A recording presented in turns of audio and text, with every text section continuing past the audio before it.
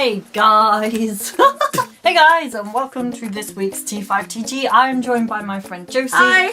We're going to talk about asexuality because I think it's something that's overlooked by the vast majority of people. This probably won't be the only vlog we do on the subject. We've got a lot of questions and 5 minutes isn't long enough. And so I'm just going to get straight onto it.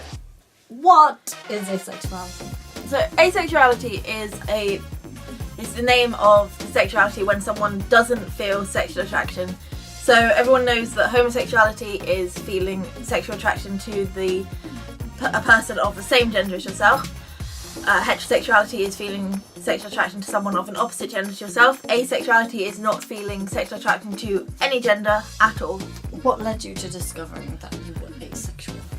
I think it was something I probably already knew, but I didn't know it was a thing, so I just kind of assumed I was straight.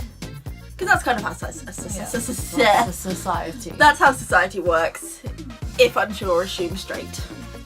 But I learned a lot about sexualities through Tumblr, through different websites, and the more I heard about asexuality, the more I was like, this is me. Did this help you to learn more about yourself? Eventually. I feel like in the beginning, help isn't the right word. In the beginning, I think it felt like more of a burden than a good thing. But in the end, once I finally accepted it, it was definitely helped me to understand who I am, what's going on. Leading on from that question. Yep. What exactly made you feel like it was a burden? What part of it did you feel like you needed to accept in order to... So like, you're brought up, especially as a female, I think, you're brought up, you know, you're going to grow up, you're going to get married, you're going to have kids.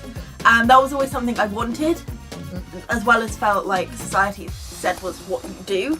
And it kind of felt like when I realised I was asexual that was something that wouldn't happen. And it took me a while to understand that those things are completely separate. The fact that I'm asexual doesn't have to affect whether or not I get married or whether or not I become a mother. And in the end I just came to accept it, and it wasn't easy, but in the end I was just like, it's who I am. Why do you think it's important then that something like this is labelled and recognised and out there? I know that a lot of people don't agree with labelling, and I completely understand why, but within like the asexuality and aromantic spectrums, I think that these labels are important because so many people out there think that they're broken because they don't know that this is actually a thing that exists. And I think it's having this name for it gives people a sense of community, a sense of like belonging to something, a sense of being real and not being broken. I think that's why it's important that we have this name and that we talk about it. How well established do you think the asexual community is online? I think the asexual community online is one of the most supportive places to be. I'm not that well experienced with AVEN, the Asexuality, Visibility and Education Network, which is found at asexuality.com. I only really... .org.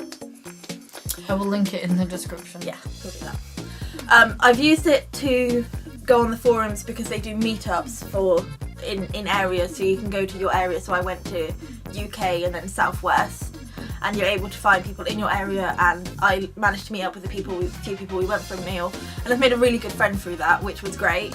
But aside from AVEN, because I don't think AVEN is the best, I found that there's this great community on Tumblr. There's a number of asexuality blogs that just exist to give advice, to help people out, to inform people, and they want people to know that there are people there who understand, who are the same as them, who want to help.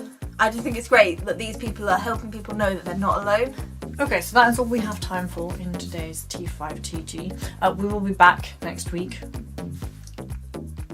And you can click anywhere on Josie's delightful face to subscribe to her channel, in which she talks about various things and does you should just watch it, it's awesome. There's also another couple of vlogs that I want to link to down below. Amelia Ace is one of those. She's awesome. She's pretty awesome. Hi Amelia. So yeah, I will see you next week. She will probably see you next week.